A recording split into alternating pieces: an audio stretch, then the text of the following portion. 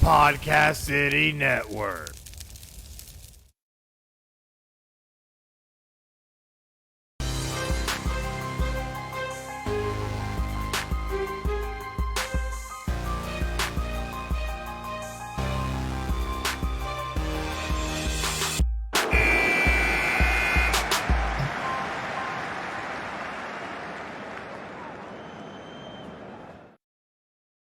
Hey guys, and welcome to another exciting episode of Final Score, episode 116. And yeah, we're just getting deeper and deeper into August and into the later part of the year. Thank goodness, because it's already been crazy enough as it is. But I can't have episode 116 without the man, the myth, the legend himself. Ivan, how you doing, bud? Oh, I'm good, Chris. Good to be here again, man, and ready for another show. And we got some good stuff to talk about today, man. It's good to be here. How are you doing, brother? No, not too bad, man. Just hanging in there, doing what we do best, and that's bringing some sports news to the Final Score fans. And we definitely have a good one planned for tonight, but you got to make sure to follow us on social media at PCN Final Score on Facebook, Twitter, YouTube, Twitch, and Instagram. And smash those like, follow, and subscribe buttons for us. That way you can get the latest and greatest from Final Score, whether it be a sweet meme, the latest story, or hey, us going live like we are now. Just make sure to go and hit those little buttons for us, and you'll be able to see all of it. That's the best thing about Final Score. Got it all. Man. Yeah, got to hit the buttons. Got it. But we're going to hit some buttons today, I'm sure, because one thing we have promised is the NFC Preview, and I'm pretty excited for this one. Now, we're not going to get wild. We're not going to give predictions yet, but we are going to give a rundown of the teams in the NFC, some latest happenings, and some things we might expect from them going into this season. And we're going to start right at the top with the NFC North with the Bears, Packers, Lions, and Vikings. And a lot of turmoil, I feel like, and change in this division, especially at the quarterback position with the Bears, Packers, and Lions. And I mean, I guess you include the Vikings too if you want to talk about Kirk Cousins having COVID. I guess that's a happening, right? But Kirk Cousins is COVID. Yes, he is. I tell you what. And Vikings also being linked to Deshaun Watson. Just throwing that out there if that tells you anything. So maybe Kirk Cousins literally is COVID. So who knows? But he is, man.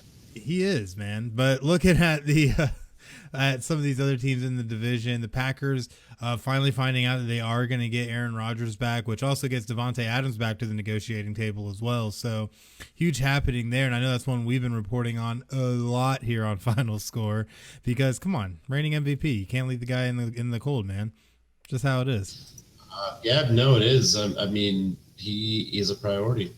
Absolutely. Absolutely is. But the Lions, I think, is kind of one of the bigger storylines too in this division, just because Jared Goff, the new quarterback coming in, replacing Matt Stafford, who got traded to the Rams. What do you think about that, man? I'm going to be honest with you. There's a reason why Goff was moved. We all know what that is. Guy, I mean, ever since the Super Bowl run, he's just never been the same quarterback. But, short and sweet of it, I don't think the Lions did anything to help their chances to be a better football team. I mean, they did get Jared Goff. In certain aspects, you could say he's a better quarterback than Matt Stafford. We all know he's not. Don't get crazy when I say that. All I'm saying is that the experience that he's had in the playoffs and those particular games playing in a Super Bowl, has Matt Stafford done that? We can argue that. That's just about it. I don't know. I mean, this is a downgrade for him as far as talent goes around him. But I'm going to say the Lions didn't do anything to help themselves in the offseason. And I really don't think that Jared Goff is going to bring any success with them. That's where you go to. That's where careers go to die. You can ask plenty of folk about that. Oh, you ain't lying about that. Ha ha. Anyways, oh my God, dad jokes for days. This is what happens when you have 4 kids. But looking at the Bears now, though, have a complete change of quarterback. Mitchell Trubisky is now out. Andy Dalton and Justin Fields come in. Who's your early favorite to end up being the starter here? I mean, if we all know how the NFL kind of breaks things in. They're not going to throw Justin Fields out there right away unless he wows the coaching staff out there in the preseason. And you know, I'm not too sure that. I just don't think that you're going to start Justin Fields over a proven veteran quarterback in Andy Dalton. We're not saying Andy Dalton is an MVP caliber quarterback or anything like that, but he's a guy who's got experience, and he'll win you ball games. And if you got a good enough core team, I don't see why you can't win 8 or 10 games and make the playoffs with them.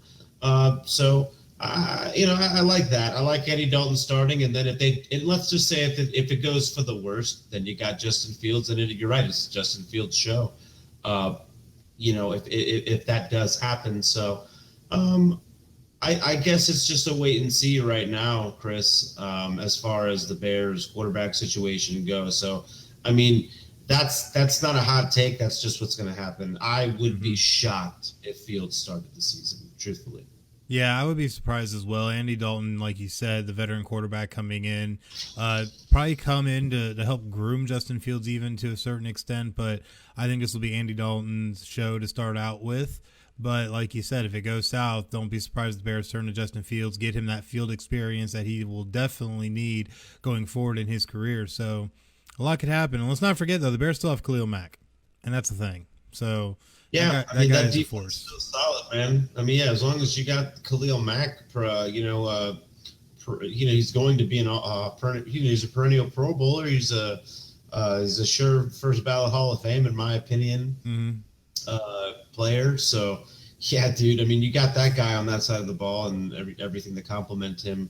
It's gonna make for also one of the top defenses in the league always, and. I think the Bears are going to be fine because of a solid defense, and I think they will get some quarterback production out of Dalton and or Fields, and don't be surprised if they kind of do 2 quarterbacks every now and then. So the possibilities are there, but we'll see. I mean, I don't know. It's going to be interesting to see how that shakes out. Absolutely. So this division definitely will be very interesting. And I said we weren't going to make predictions, but I have to ask, who do you think is your early favorite right now to possibly win this division?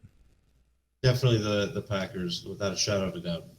If you have them, the reigning MVP, and you got probably the best receiver in football, and then I know doesn't seem like a big deal right now, but mark my words, I know that Randall Cobb trade seems meaningless, but don't be surprised if Cobb makes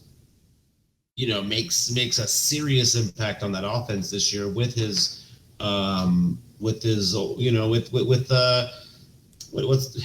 trying to think of the word here. He has this chemistry with Aaron Rodgers. You know what I'm saying? They played so many years together prior, so I see that boding well for them. So I don't know. Then they got a pretty good stingy defense. So I see them making the playoffs and making another big run, and I do see them not trying to get too deep into it, but I do think they are going to win the NFC, in my opinion. That's my early favorite. Yeah, my early favorite definitely has to be the Packers in this division as well. Like you said, returning MVP, best receiver in football. This team is pretty stacked. And I have to agree with you. That Randall Cobb trade is going to be one of those under-the-radar kind of trades that's going to end up, I think, producing a lot more than what people are expecting. So it's definitely going to be very interesting to see how this whole division will end up turning out. But, yeah, I'd have to agree. Packers by a landslide in that division. Oh, yeah. But looking to the NFC South, we look at the Atlanta Falcons, who are now going to have to live life after Julio Jones. And they do have Calvin Ridley, though, who will be the presumed number 1. And of course, they got your boy Kyle Pitts, who's going to go in there, and I'm sure he's going to do some damage. But how big of a hole do you think Julio really leaves in this team? I mean, I kind of feel, here's a hot take. If I was the Falcons, I thought, why not trade Julio, right? Mm-hmm. He's older. He's more injury prone. He missed some time over the last 2 seasons. Ridley has definitely overtaken the number 1 receiver tag from him, in my opinion, since last year. The guy went, 2 years ago, really, he's the number 1 in my opinion, and Julio just gets all the attention. I'm not sitting here saying that Julio Jones sucks or anything like that. I mean, the guy's he's a Hall of Famer. You know what I mean? I think he's fantastic. Honestly, it's sad to see how it kind of, shook out with that really disappointing Super Bowl loss to the Patriots. So I just think, dude, after that, that whole team was just never the same after that, man. So yeah, I mean, I think trading him and getting a younger guy who, in Kyle Pitts is going to be a hell of a target. And I think you got Calvin Ridley there, and you got some pretty good running backs there to boot, and I think they're going to be all right. I think the Falcons will do right in the offensive production side of the ball, especially with the receivers there, and they're gonna move the tight ends around with Pitts bouncing out to the receiver slot. Watch, man, it's gonna be a nice show, man. It's gonna be a nice show. Yeah, I'd have to agree. It's definitely going to be interesting. And you still got Matt Ryan slinging it, who usually puts up 300-400 yards a game either way. So I think life will be fine after Julio. But looking at some of the rest of the NFC South, we got a lot of things that are going to be happening at the quarterback position with the Saints. We'll start there first because now it's life after Breeze and who ends up starting, because right now the Saints have 3 quarterbacks on roster with Jameis Winston, Taysom Hill, and the rookie Ian Book out of Notre Dame. It's going to be real interesting to see how this shakes out. With Taysom Hill and Ian Book, they're very similar in style with being those kind of run and gun kind of quarterbacks, but Jameis Winston has that pure arm. Who do you think is going to be the early favorite to take this?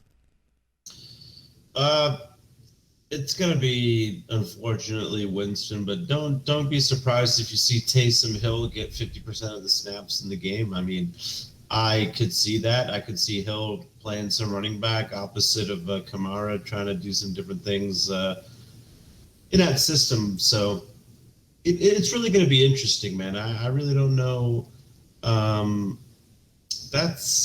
the most uncertain thing I can think of right now in the NFL is what's going to happen with the quarterback position for New Orleans. I don't trust Winston. We all know how he flamed out in Tampa. So, I'm just not confident in Winston's ability to win ball games and his mental acumen also. I don't feel good about it, dude. Like the way I don't trust him. I just don't. I'm sorry. And it has nothing to do with me being a Gators fan and hating him for playing for FSU or whatever. It's just the guy just doesn't get it. Like, I just wouldn't trust him, man. I'm sorry. I would give Ian Book a shot over Winston, in my opinion. And you're going to see it. Mark my words. Winston's going to have some bad games, and they're going to give Hill the ball, and, probably Hill will run the show from there. But when you got Alvin Kamara, man, it makes it, or Kamara, it really, really makes life easy for you, though. Yeah, that is very true. And no matter what, I think we're going to hear a lot of and a catch by Alvin Kamara and a rush by Alvin Kamara. So, it is what it is. But looking at the other two teams in the South, we got the Panthers, who are now going to have Sam Darnold, who comes in over from the New York Jets, going to be making his debut with the team this season. Definitely going to be a starch difference from having Teddy Bridgewater at the helm. So what are your initial thoughts about Sam Darnold in this offense?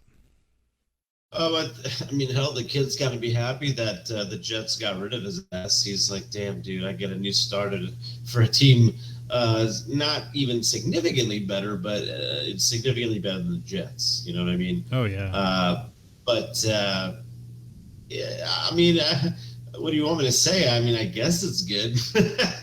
I honestly would have kept Bridgewater, in my opinion. I think Bridgewater is a good quarterback. I think when you tear your ACL and dislocate and all that nastiness that happened to him, it just changes you and your physiology, like when you move and the way your body handles that kind of stuff. So I don't know, man. It's sad to see Bridgewater go, but I think I don't know what to tell you about Darnold, because of what I've seen of Darnold in New York has been complete just atrocity. He's terrible. So I hope the kid does good. I hope they're able to mix him in with a little bit of chemistry with or build a little chemistry and some rapport with CMC. So I would love to see that. I would love to see them to get something going and have some kind of resurgence. But I don't think Darnold's the guy, man. I don't think he has the mobility to make it in the NFL, and I just don't think he's the answer. I don't even know how he went in the top 10 in the NFL draft. I think he went top 10, right? Yeah, and it's yes. I agree. It's going to be real. I think disappointing for Panthers fans. I don't think Darnold's the guy either, especially when all you have to throw to is pretty much DJ Moore, Amar DeBow, Robbie Anderson. Like, it's not too much that they have really to work with versus what a lot of teams have. So definitely going to be an interesting situation. I'll say this: Robbie Anderson is not bad. I like him. He's a good number 2. I don't think he's a number 1, but I think that's the only receiver that I would say, okay, like you have him. I'm not going to disrespect him, you know? So right. I'll give him credit at Robbie Anderson. That's the only guy I'll give credit on the offense besides Christian McCaffrey. But I like you said, and like we both agreed on, I don't think Darnold's the answer, Chris. He's definitely wasn't the answer at USC. He's definitely not the answer at in any team he's played for. I hate to be that guy. I don't know how the hell he was even a top-rated quarterback. Like, what the hell has he done? What has he done in his career? Nothing. You can have the tool. This is a perfect example of having the tools, but that's not what takes you to the dance, okay? Mm-hmm. You want to win a championship, it takes you way more than fucking ability, okay? Excuse my language, but it's the truth. And it's like, look at Ryan Fitzpatrick. Would you want Fitzpatrick as your starting quarterback, or do you want Sam Darnold? Answer that question. Only if he's had the Fitz magic sprinkled on him. And he's been having that for the last, 5 years, man. Come on. You've seen it. Yeah, it ain't always the greatest. But still, lot could be told. Sam Darnold might be able to go out there and maybe make it happen. Maybe he has a resurgence. Who knows? I don't want to down the guy and make it seem like he has no shot, but I don't know. It kind of feels like he has no shot. I mean, I'm sorry. I know I'm being a little harsh, but I'm giving you 100% realism. I just don't think that Sam Darnold's the answer. Hopefully he proves us wrong. I'm hoping for the best. Sam Darnold, I really hope you prove me wrong. Well, someone we know who's 100% real, and that's the Tampa Bay Buccaneers. And they looked great last season, going 11-5 record all the way to a Super Bowl win at home. But now we get Tom Brady season 2, fully healed MCL, the whole 9, and they have everyone. That's right, everyone back from that Super Bowl winning team. So it's really hard to discount Tampa and what they've been able to do in such a short amount of time with Tom Brady at the helm. But man, are we going to possibly be hearing Bucs Super Bowl champs again? I don't see why not. They re-signed everybody. There wasn't what the hell did they lose? Not a damn soul. So it's hard to replace that experience, and that defense is hellacious. I mean, Oh my God. So I think they're going to be just fine. Yeah, the Bucs are poised to make a very deep run in the playoffs, and they're going to have no problems in their division. I think they're going to be just fine. They're going to, like you said, they're poised for a deep run. Yeah, and their biggest Achilles heel last season, I'd say, probably was the Saints, but that was with Drew Brees. So with them not being where they are anymore, it looks like this is the Bucs to run away with. They're going to get that first round bye. No, you mark my words. I mean, it's like I know there's no thing as a sure thing, but that is a sure thing. Yeah. But looking at our next division, the NFC East, one I hold near and dear to my heart, a lot of things that are happening in this division, a lot of turnover, a lot of returns, a lot of things just going on. And we'll start first with my Philadelphia Eagles, who have not named Jalen Hurts the starter yet and still have Joe Flacco on roster as his backup, but has not been named the starter yet. I'm not sure if this is going to hurt or better the situation, but Nick Sirianni definitely needs to try and name a starter soon as they are starting to get into the preseason. Unless Joe Flacco comes out and wows, which he didn't do in Denver, this is Jalen Hurts' job, and I don't know why the Eagles are messing around with it. Do you have any clue why?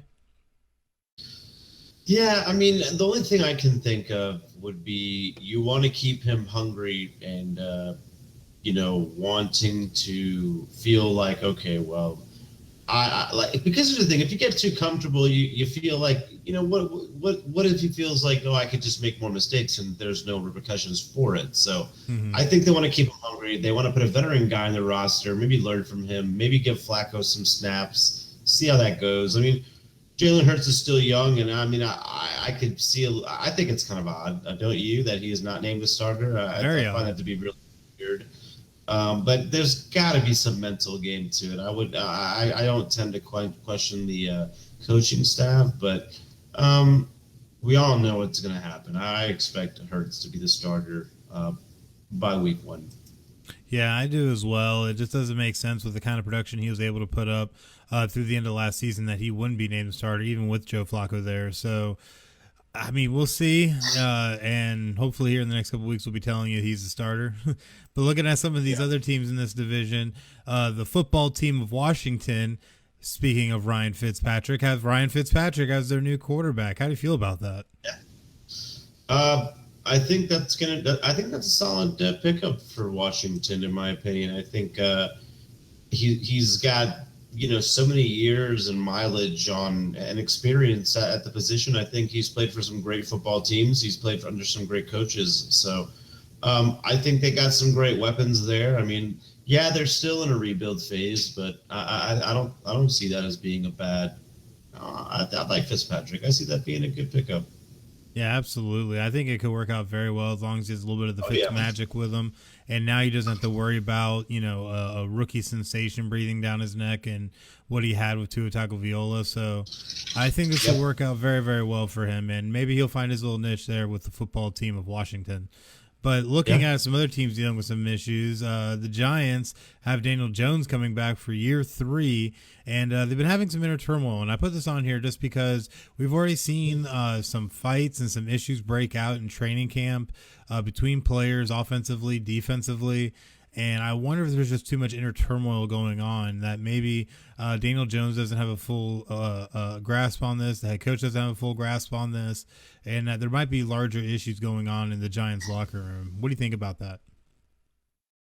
I mean, I like Daniel Jones. I do. I think he's got good size. He's a great quarterback. I don't think he's a leader, though. I think that's the thing missing there.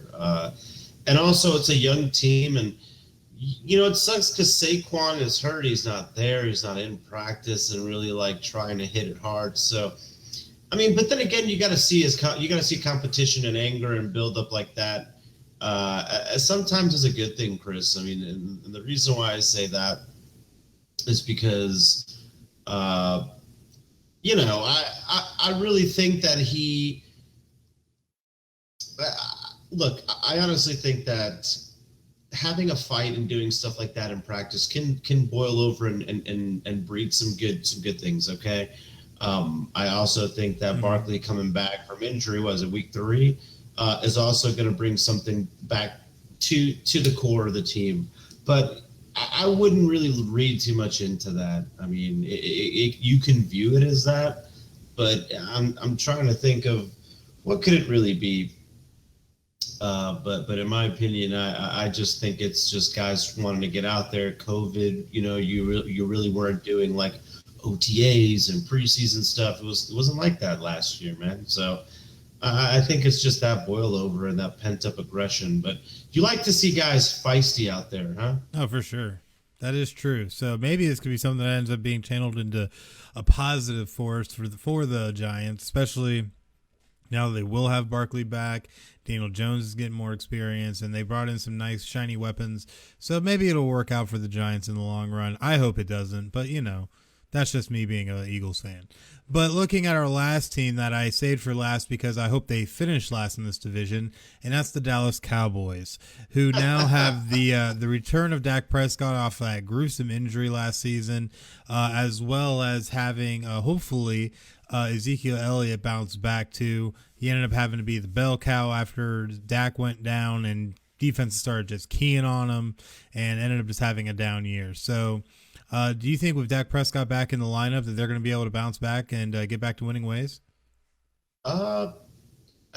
we got to temper the expectations for the Cowboys this year too, Chris, because look, I mean, I don't really think Dak's 100%, dude. I mean, if I was watching that game, dude, that was gruesome, man. But we all saw how that went down, and that sucked. I feel bad for the guy, but I won't know till probably his third weekend how they're going to be. But like you said, it's pretty formulaic. You don't have a good quarterback. You know what's going to happen, Chris? You're going to stop them on the ground, and that's it. Dallas is nothing, and they're going to be picking in the top 5 in the NFL draft in the ensuing year. So, yeah, I don't like the Cowboys either. I just don't think that. I think it's easy to shut them down when they don't have a really good quarterback like Dak out there. So it's going to be interesting to see how that shakes out, man. But I'm hoping for the best. I'm a Dak Prescott fan, so you know I'm hoping for the best, man. I really do hope. I know you don't want to hear that, but I really hope that that Dak comes back and they have a pretty solid year, because we all like a good rivalry, you know. That's true. And if the Eagles are going to win, I'd rather Dak be out there. That way, you know, right? There can't be any excuses. No excuses. That's right. No excuses. Leave it all on the field. But looking at our last division in the NFC West, definitely a little bit of a shakeup for the 49ers, who bring in Trey Lance, who Shanahan already said would be used situationally this season. Do you think Trey Lance is going to end up taking over for Jimmy G? I mean, that's I like how they say situationally, how Shanahan said that. Well, I mean, that might mean at the end of ball games, you know what I mean, or if Jimmy G starts throwing too many picks. I just don't think Jimmy G's the answer, Chris. You know, I just don't like Jimmy G. I never really liked him as a starter. I always thought he was a career backup. He still is, and you'll see that soon. It's just sad to see the 49ers say they're going to use Trey Lance situationally. I think Trey Lance has a good shot to do way more, but you gotta trust in him. Yeah, and I kind of wonder if the situationally remark might just give way to, well, Trey Lance is taking over, because you say situationally can mean so many different things. And when I really sit and think about it, situationally could be, like you said, Jimmy G starts playing bad, and let's put in Trey Lance and see what he can do. And I wonder if that's going to end up becoming a two-headed monster that they're going to then eventually have to deal with going into next offseason. So it'll be interesting, especially if Trey Lance comes out and plays well. That definitely could make this even worse. So I don't know. It's going to be an interesting situation, but I think that Trey Lance eventually is going to end up being the starter anyways. So I don't think Jimmy G is the guy in San Francisco either. So we'll see how it works out. But looking at our next NFC West team, the Arizona Cardinals, who bring back Kyler Murray for year 2. No Larry Fitz, though, this year, which means DeAndre Hopkins is the official number 1. But they did bring in J.J. Watt in the offseason, so a huge boost for the defense. What do you think about what the Cardinals are doing?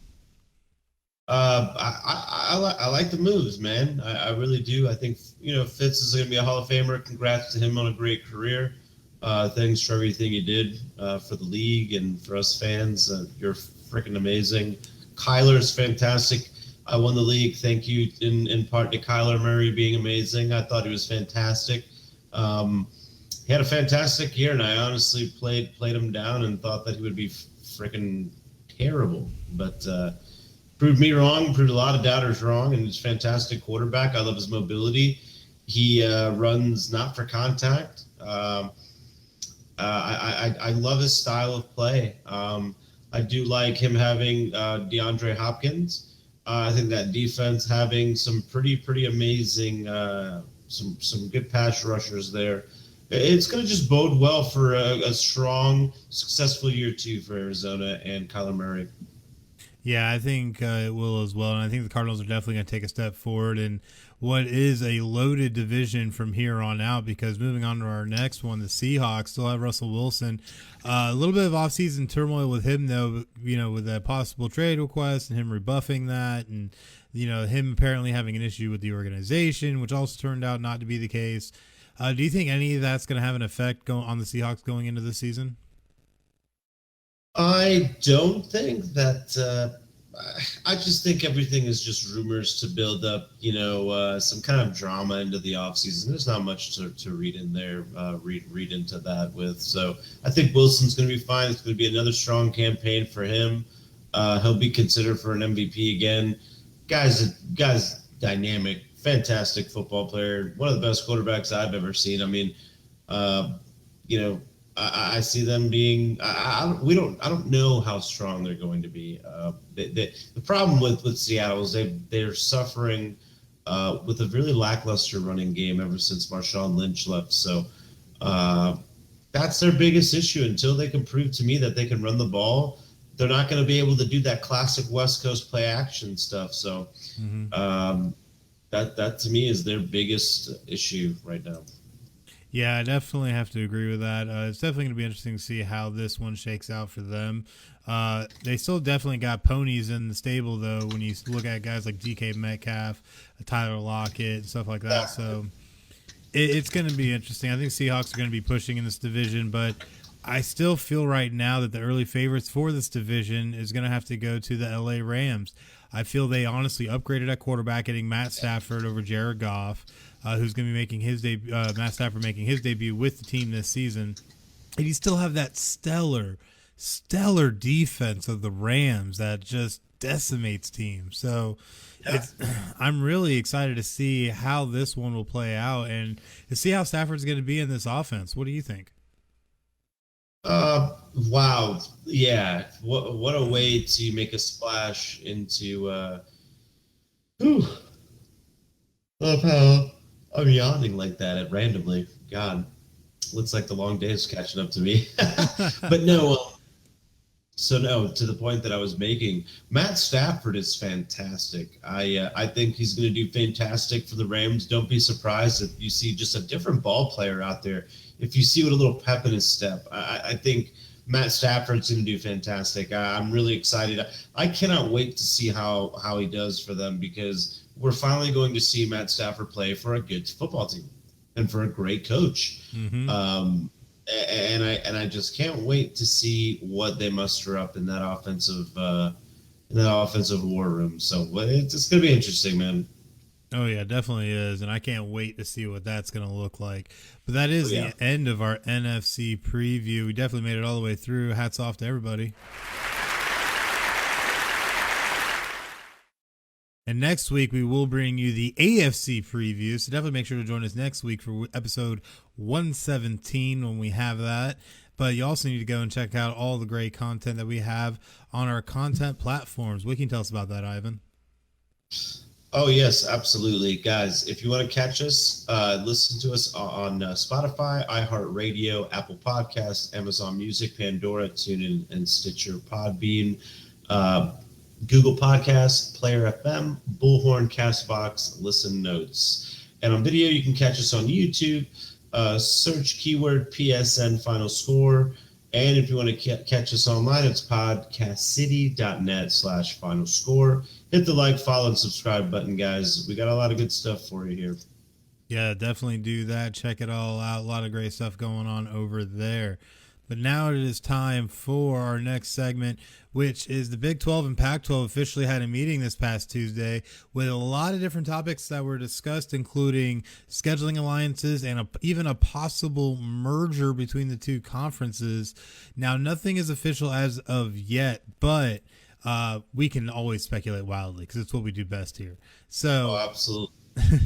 But looking at it, the Pac-12 Commissioner George Klayevov said, we're not determined that we need to expand in order to thrive. We can thrive at 12. We don't understand the paradigm that if someone else has 16, you need to have 16. It just doesn't make sense, which means that necessarily they're not looking to merge, but didn't really say they weren't looking to merge either. So what do you take away from this, man?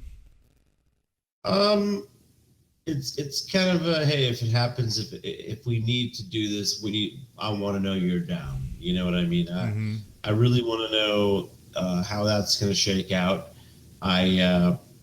It's too quick to jump the gun on anything. Personally, I think it's going to take some time to get this all figured out. But don't be surprised if it happens. You see some of the moving blocks already. We've already talked about Oklahoma, Texas, so it's going to be pretty interesting to see how this shakes out. I mean, it could happen. It might not happen, but either way, man, it's going to be exciting to see what's the end result of this. Yeah, I think it'll be really exciting. There's a lot of things and ways that this could go down. With the initial talks even first broke, first thing I thought of was the fact that this could be the next domino to super conferences. And a lot could happen with this. So this could lead to the ACC having to absorb teams, lead to the Big Ten eventually having to jump on the bandwagon. There's so many ways that this could go.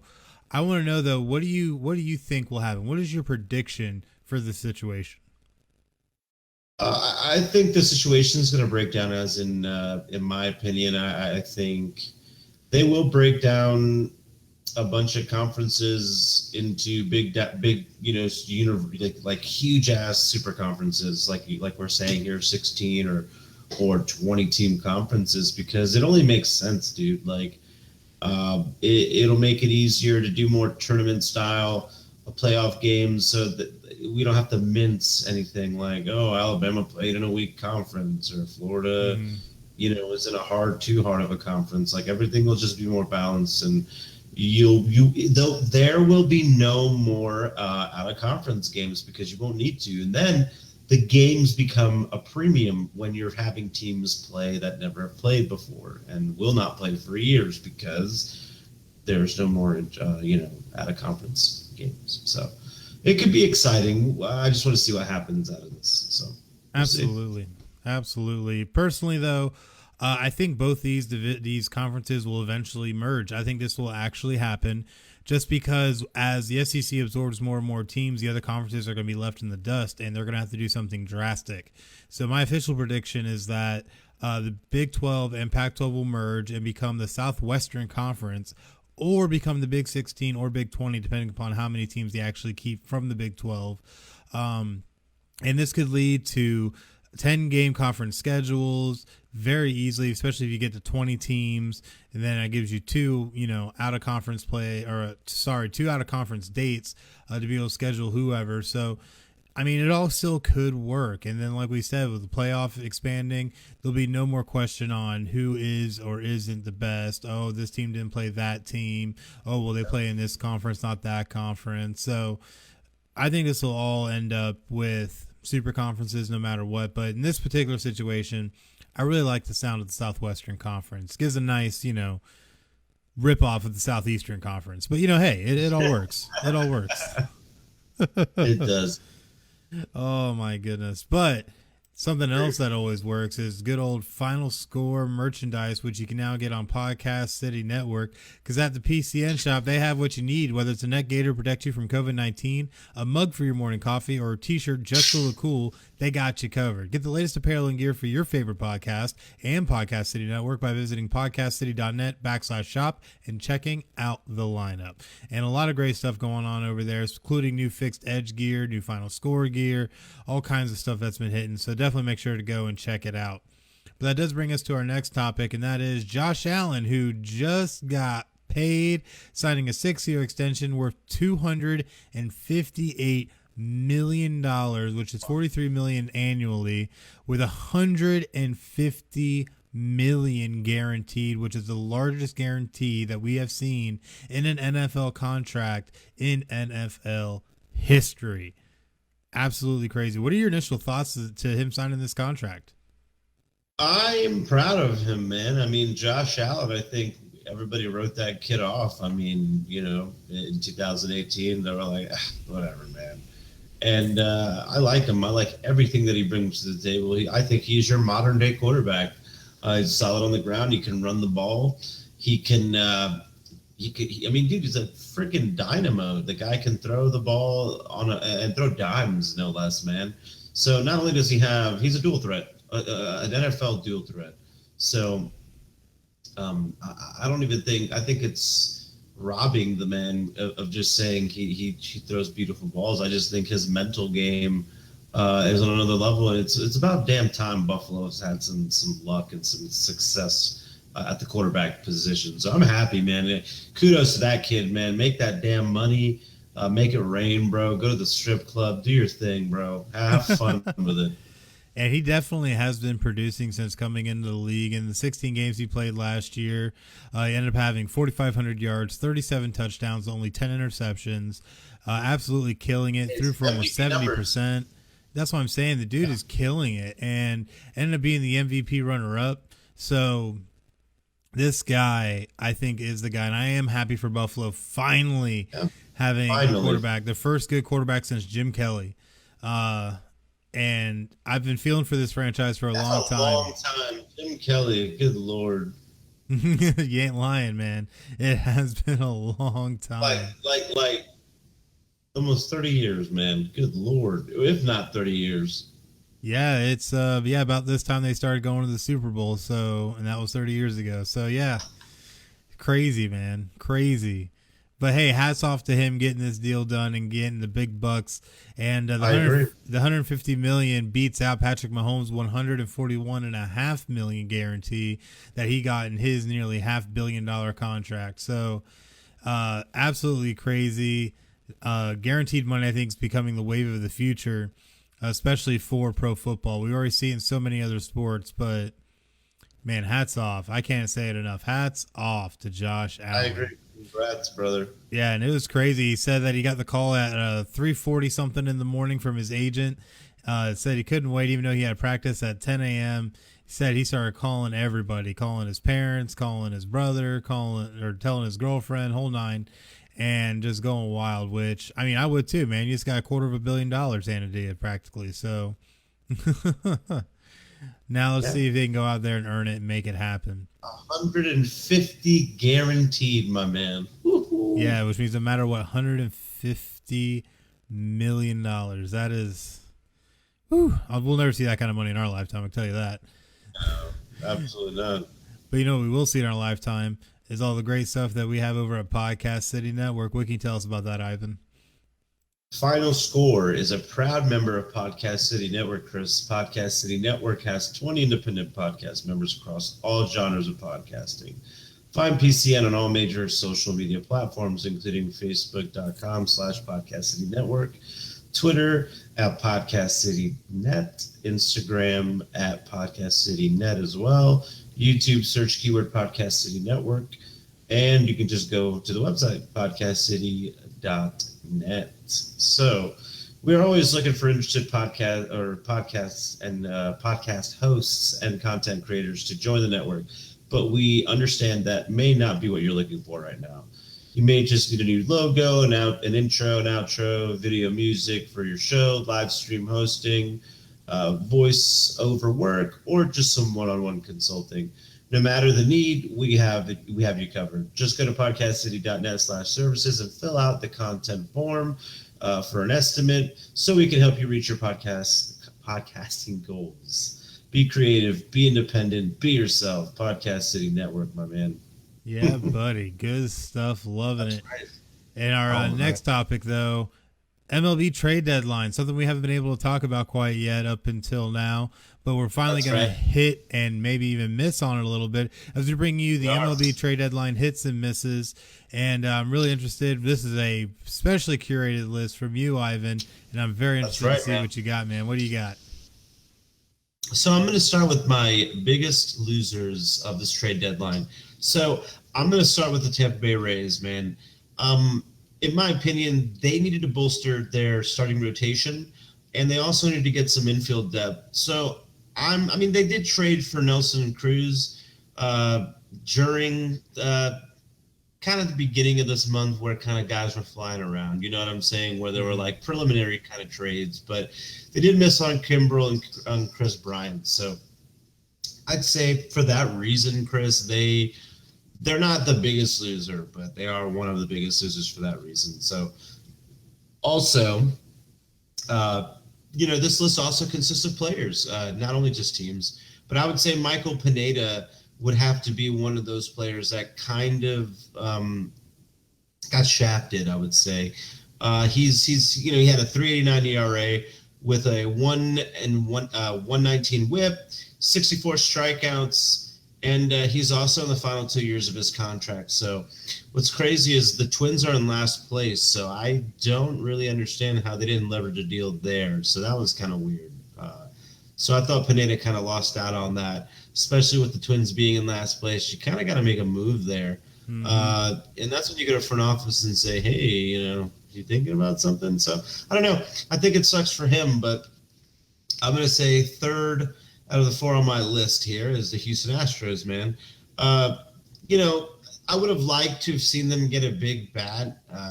Not really because I'm a huge Yankees fan, but I think they needed to do something flashy, in my opinion, to kind of stay with the White Sox in the West. But I will say this: they did make mostly bullpen moves. They got Kendall Graveman and Rafael Montero from Seattle. It should help because their bullpen, their ERA rank in the MLB is 16th at 4.14. So that's that's awful. So that should help them for kind of a solid defensive run there in the postseason, because I do see them, because they're one of the best offensive teams, no doubt. So cheating and all, they're doing high tech cheating now. So. But no, man, they.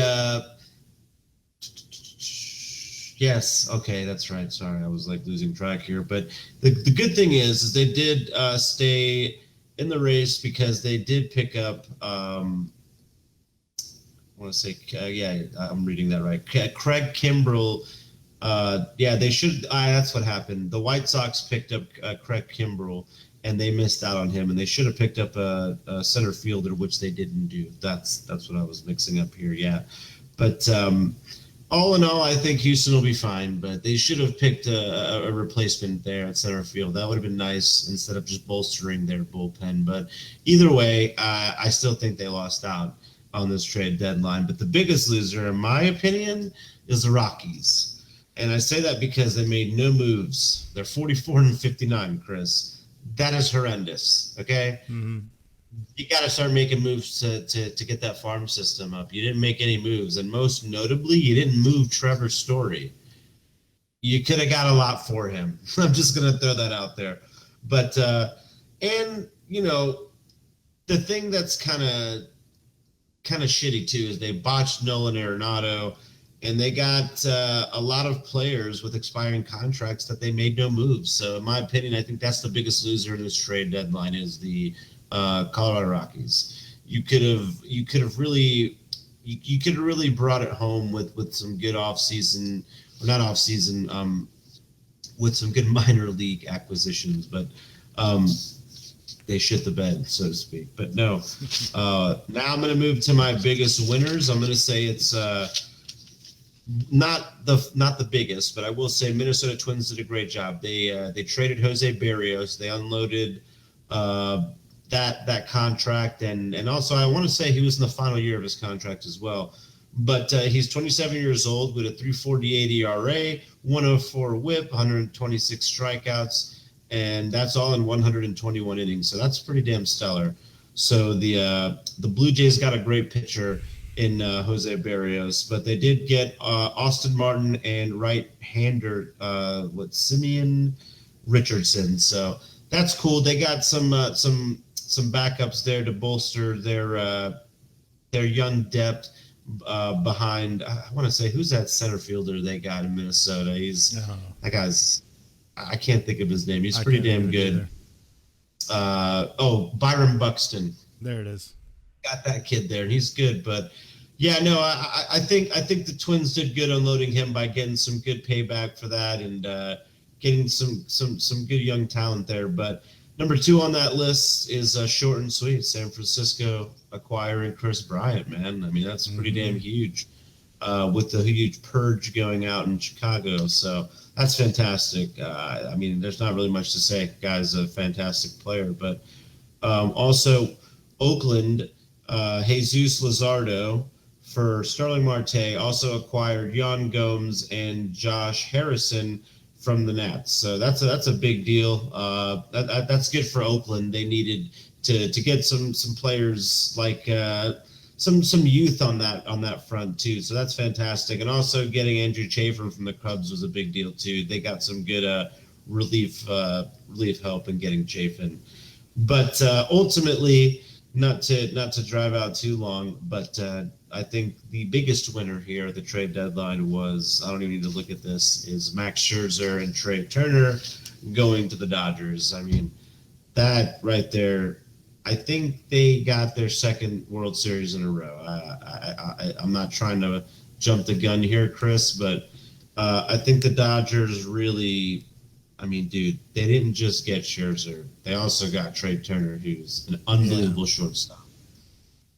So, yeah, no, that's my biggest winners and losers of the trade deadline. I could have added some other notable things like the Yankees picking up Rizzo and things like that, but I didn't want to make it seem like I was a Yankees homer. So, but in my opinion, those were the biggest moves. But to me, the most notable move, without a shadow of a doubt, was the Dodgers getting Trey Turner and Max Scherzer. That'll win you a World Series. Massive. Yeah, absolutely Massive. It was. But definitely was some good stuff. That was our MLB trade deadline hits and misses. Thank you so much, Ivan, for bringing that list to us, which brings us to good old City Limits Tap Room. You don't know about City Limits Tap Room? Well, then go to 2620 North Woodland Boulevard in beautiful D-Land, Florida. Check out all the great things that they have going on down there with a beautiful craft bar, and as well as all the different liquors that you can enjoy, as well as a great venue, great food, great atmosphere, and all kinds of great stuff going on, including all the specials that they have all the time. Specials every day, including Monday with all-day $6 wing baskets and $5 pitchers of Yingling, Landshark, and Busch Light. Tuesdays, Guys Night with half off all wells and drafts from 7 p.m. to close. Wednesdays, all day $5 pitchers of the posted beer from 2 p.m. to close, and $2 seltzers at the outside bar. Thursdays, Ladies Night with $1 wines, wells, and drafts from 7 p.m. to close. And Fridays, Karaoke with Al from 7 p.m. to close. And Sundays, $13 domestic buckets and $16 import and craft buckets all day long. So definitely make sure to check out City Limits Tap Room in beautiful D-Land, Florida. Which does bring us to the good old meme madness, and curated some good ones this week. So definitely can't wait to get these ones out there. But our first one up out the gate is guys literally only want one thing, and it's effing disgusting. It's really just Sunday Night Football. Come on, guys. Exactly. Girls think that's all we got on the mind, but it's really just football. It's true, man. You're not wrong. Definitely, man. Definitely. Our second one, the first preseason game should be the two worst teams from the previous season. That way the two highest draft picks will face off and more people would actually be interested. I could get on board with that. What about you?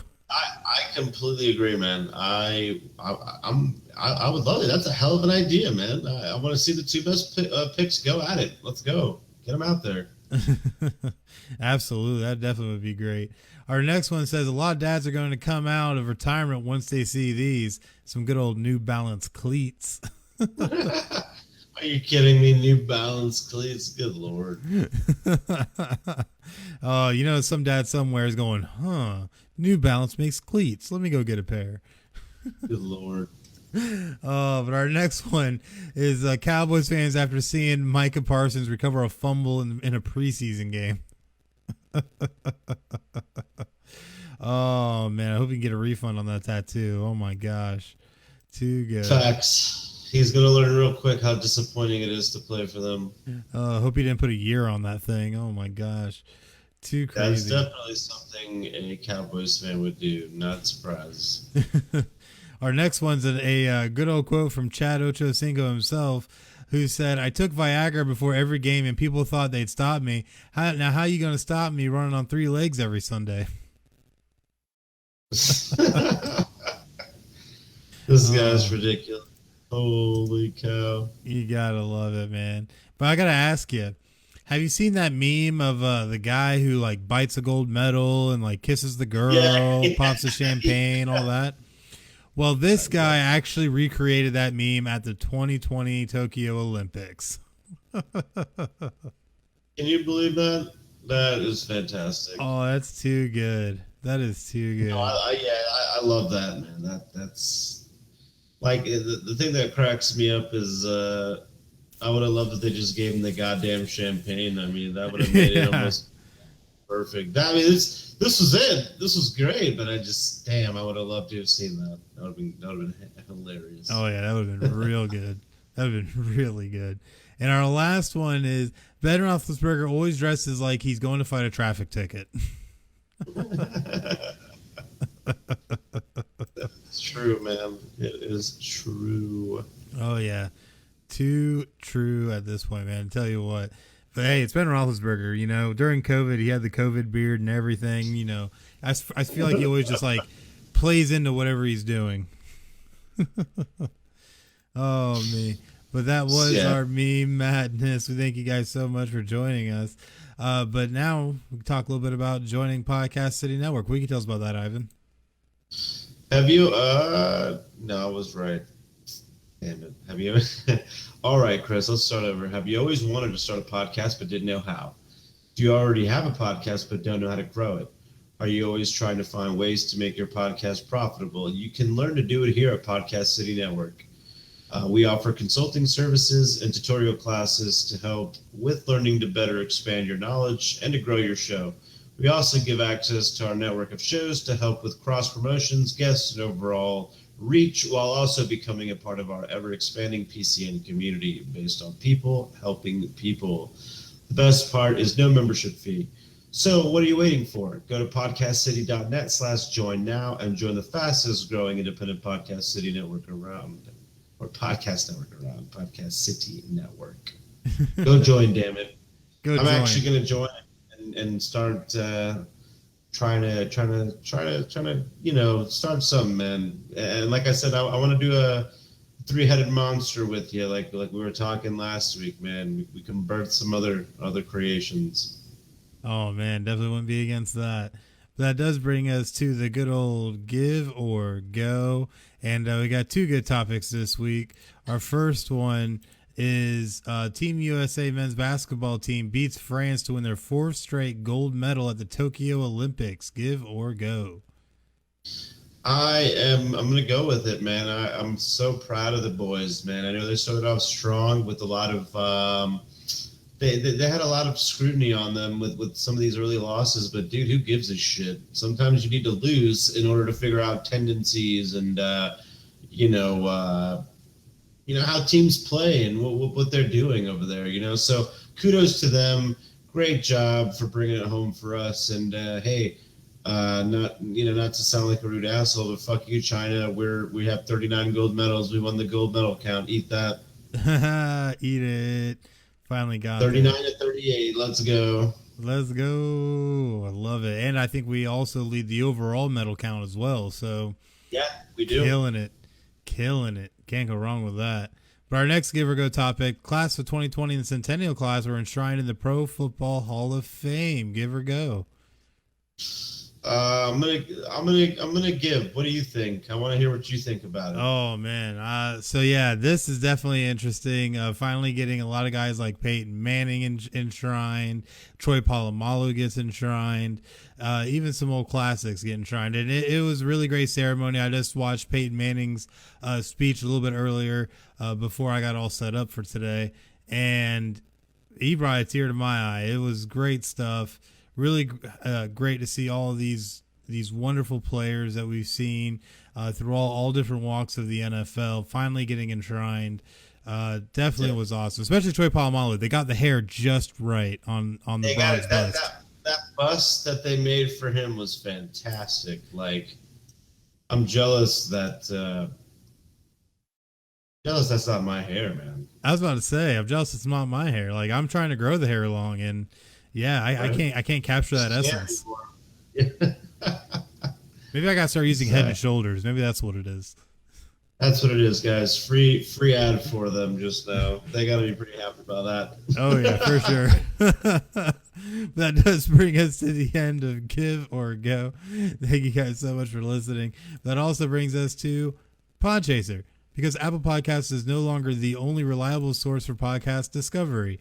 let me now scroll down and actually catch up with myself. Apple Podcasts, I already said that. Follow creators, browse every podcast ever, and rate and review episodes. All you have to do is go to podchaser.com and search keyword final score, one word, and follow, rate, and review us. See, even the best make mistakes from time to time. It's all good. Facts. Just got to roll with it. But that does bring us to the week ahead, and definitely a lot of things going on as we have the NFL preseason continues to unfold. Can't wait for more football action just because I'm a junkie for football and I need it. I need it now. Please inject it into my veins. That's all I got to say. Facts. So, I think that. But we also have the great PCN Sports lineup, including Not a Hockey Market podcast with JDM, the Nest podcast, the Rip Griffin Show, and Fixed Edge, which Fixed Edge will be live this Wednesday at 9 p.m. on YouTube Live. So definitely make sure to check them out by searching Fixed Edge Investing on YouTube and smashing that subscribe button. That way you can get the notification when they go live with me and S Money. Definitely going to be some great stuff as we talk sports lines and how to have a system and be smart with that system. But we also have episode 117 of Final Score, which will take place next Sunday at 9 p.m. Eastern here on Facebook Live. So definitely make sure to catch that as well, as we'll be giving you the AFC preview to let you know what we think of the AFC teams in the NFL. Along with maybe a little bit of no, we can't do it. No predictions until the next week. So definitely get that AFC preview. But any final words, Ivan? Oh, it was great to be back, man. It's good to be a mainstay. I love being here. I love chatting it up, and I can't wait to be back. And let's kick ass again next time, Chris. I'm definitely down for it, man. And thank you guys so much for listening and joining us this evening. Like we said, episode 117 next Sunday at 9 p.m. Eastern here on Facebook Live. But until then, I'm Chris, and that's Ivan, and you guys have just watched Final Score. Y'all have a great night. Good night, guys.